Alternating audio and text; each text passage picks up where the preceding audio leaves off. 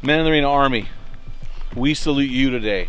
Welcome to team meeting number 9 of the climb called Sharpen Your Face. You know, I've got this hunting steel. I used to carry this around whenever I went hunting, and this had no real purpose unless I killed an animal, and then I used it to sharpen my blade. This is one of our Men in the Arena knives. It has our man card definition on it, and what you do is you sharpen like this. So you have something hard and dull going against a sharpening agent, and by doing this it keeps the razor of this knife sharp. You know, in Proverbs 27:17 we see something interesting. It says, as iron sharpens iron, so one man sharpens another. You know, when this was written, people didn't sharpen this way. A blacksmith would pound a piece of metal until it literally was flat, and then he would shape it into a tip that was sharp and an edge that was sharper than before. And then a stone would sharpen that blade to a razor fine edge. And so what I want to draw out in this today is this. In Proverbs 27:17, it says, as iron sharpens iron, so one man sharpens another. That word that we see there in a lot of the translations that says another is the Hebrew word P-E-N-E, pene. It's literally the word face. A literal translation could be, as iron sharpens iron, so one man sharpens another man's face.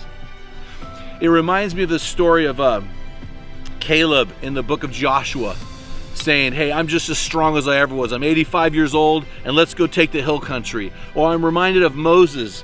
When Moses died, the Bible said he was 120 years old, and his eye was just as clear as ever. You know, what does it take for a man to live his life where his face is sharp? In Rocky III, the classic man movie, we heard of the Survivor song, The Eye of the Tiger. You know, what does it take for a Christian man to have the eye of the tiger all of his life? I'll tell you what it takes. It takes men in his life who sharpen his face, who force him, who compel him, who urge him, who spur him to become his best version. You know, Abraham Lincoln, when he was the 16th president of the United States, was picking his cabinet, and one name kept coming up, and Lincoln kept rejecting him.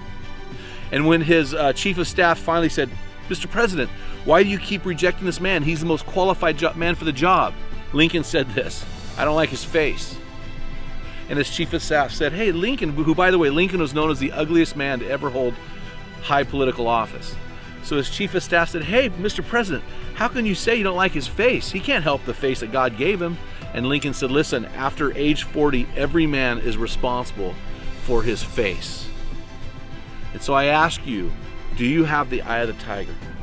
Who is sharpening your face today? Let this meeting really confront you where you are dull and you need someone to sharpen you. Have a great study, guys, because listen, when you get it, everyone wins. So keep your face sharp, keep your blade sharp, keep your life sharp, keep your friends sharp. Get out of the anonymous bleachers and get into the game.